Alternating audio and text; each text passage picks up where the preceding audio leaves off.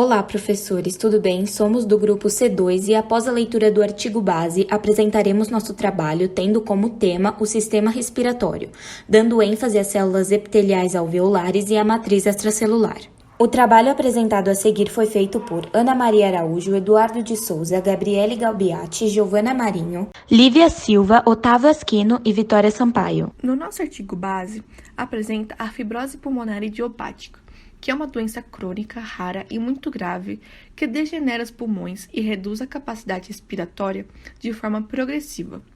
E o foco do artigo é mostrar como a fibrose pulmonar idiopática afeta as células epiteliais alveolares do tipo 2 e o comportamento da matriz extracelular. Vou falar sobre a anatomia do pulmão, parte respiratória. Ela é composta por bronquíolos, ductos alveolares, sacos alveolares e alvéolos. Os bronquíolos são as ramificações dos brônquios. Os sacos alveolares ficam nas pontas, onde existem muitos alvéolos. A forma estrutural dos brônquios é diferente da traqueia. Ela é formada por anéis de cartilagem e os brônquios são apenas uma musculatura lisa. Durante a expiração, a caixa torácica se expande e o diafragma desce. A pressão diminui e o ar entra. Passa pelos bronquíolos até os alvéolos, uma área rica em capilares, onde ocorre a hematose. E na inspiração, a caixa torácica desce e relaxa, o diafragma sobe e a pressão pulmonar aumenta para o ar sair. A fibrose acontece nas áreas dos alvéolos, por isso precede problemas respiratórios. E na imagem mostrada, a estrutura respiratória do pulmão mostrando o caminho de brônquios até alvéolos.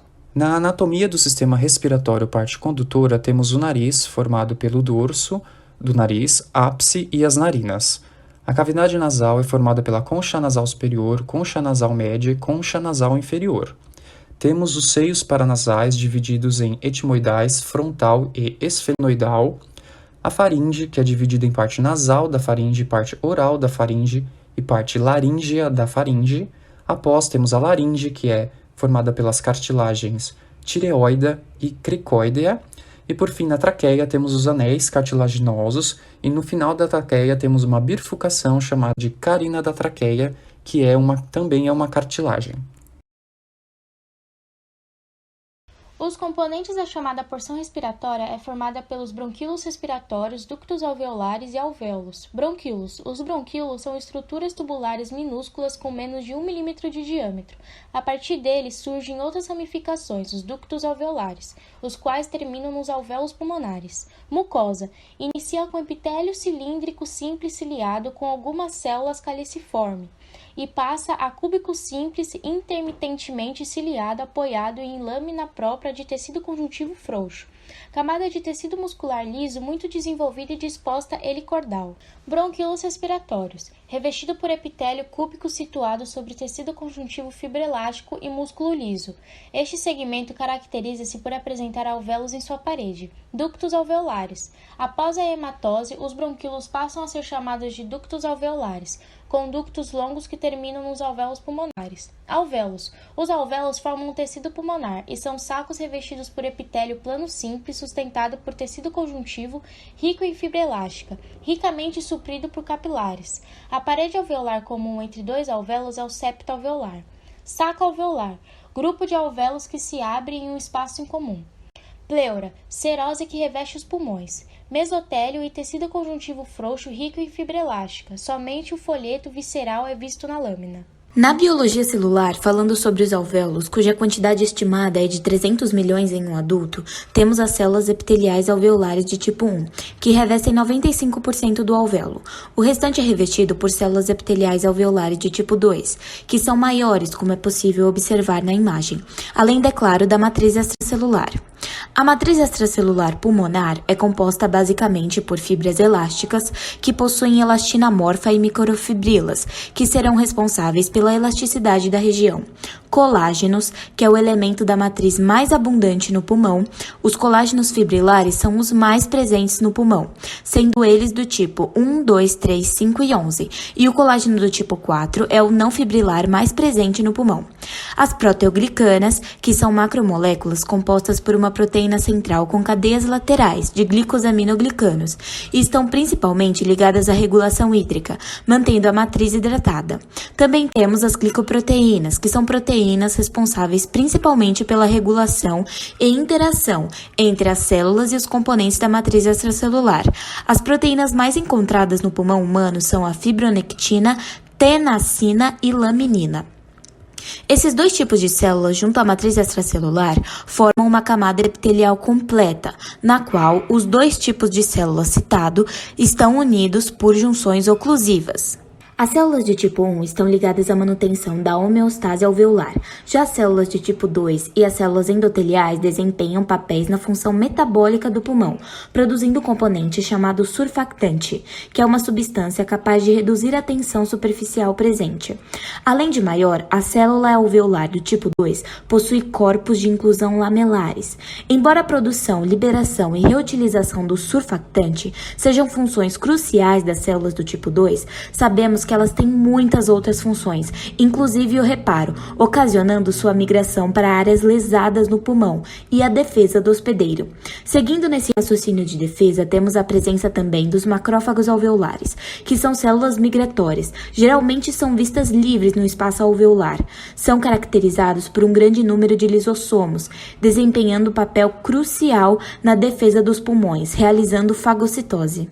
As células epiteliais do tipo 2 fazem as trocas gasosas, regeneram a alvéolo para manter a homeostase pulmonar e se autorrenovam. Na fibrose pulmonar idiopática, a disfunção dessas células, que devido a fatores como fumaça de cigarro, idade avançada, infecção microbiana, estresse do retículo endoplasmático e estresse oxidativo, passa por um processo de senescência ou de necrose e, por fim, de apoptose, gerando um ciclo repetitivo de microlesões ao epitélio alveolar. No entanto, a lesão crônica do tecido pulmonar leva à perda ou alteração da função das células AT2, que promovem a reparação desregulada e ativação patogênica dos fibroblastos, que sintetizam fibras do tecido conjuntivo, as proteoglicanas e as glicoproteínas da matriz extracelular. A partir dessas alterações na arquitetura alveolar, as células adquirem um fenótipo disfuncional e, portanto, a perda progressiva da função pulmonar, como transferir oxigênio para a corrente sanguínea, originando a doença que espessa tecidos espessos, rígidos e cicatrizes que limitam a capacidade respiratória. O desenvolvimento do sistema respiratório ocorre aproximadamente na quarta semana. Surge o broto pulmonar, que só surge pelo aumento do ácido retinóico, que é produzido pelo mesoderma adjacente, que eleva a expressão do fator de transição TBX4. O TBX4 induz a formação do broto e continua a diferenciação dos pulmões. O epitélio de revestimento interno da laringe, traqueia, brônquios e pulmões é de origem endodérmica. Os tecidos que compõem traqueia e pulmões são derivados do mesoderma esplânico. O broto pulmonar está em comunicação com o intestino anterior, mas quando o divertículo expande caudalmente, as pregas traqueosofágicas se separam do intestino. Quando as pregas se fundem para formar o septo traqueosofágico, o intestino anterior se divide em anterior, sendo o esôfago, e ventral, que é a traqueia e os brotos. Na separação do intestino, o broto pulmonar forma duas evaginações laterais, os brotos brônquicos. Na quinta semana, cada broto se alarga para formar brônquios, direito e esquerdo. O direito é formado por 3 brônquios secundários e o esquerdo por 2 brônquios, precedendo os 3 lóbulos do lado direito e os 2 do lado esquerdo. Os canais pericardioperitoneais ficam de cada lado do intestino anterior e serão preenchidos pelos brotos pulmonares. Com a continuação do desenvolvimento, os brônquios secundários se dividem repetidamente, formando 10 brônquios terciários no pulmão direito e 8 no esquerdo, criando segmentos broncopulmonares no adulto. Para que a árvore brônquica chegue à sua configuração final, se formam mais 6 divisões durante a vida pós-natal. No final do período pseudoglandular, todos os elementos principais estão formados, exceto os desenvolvidos nas trocas gasosas, e a respiração ainda não é possível. No período canalicular, ocorre uma superposição com o período pseudoglandular, acontecendo o amadurecimento mais rápido das porções craniais do pulmão, um aumento na vascularização, e na 24ª semana surgem os bronquíolos respiratórios. No final desse período também surgem alguns alvéolos primitivos, e o sistema respiratório ainda está imaturo. No período saco-terminal, sacos terminais e células epiteliais tornam-se muito delgadas e os capilares fazem protuberâncias para o interior desses alvéolos. Na 26ª semana, sacos terminais são revestidos principalmente por células epiteliais pavimentosas de origem endodérmicas e células alveolares tipo 1. No período alveolar, estruturas análogas aos alvéolos estão presentes em sacos na 32ª semana e surge a membrana respiratória. Os alvéolos só amadurecem após o nascimento. Para encerrar, vemos as referências bibliográficas.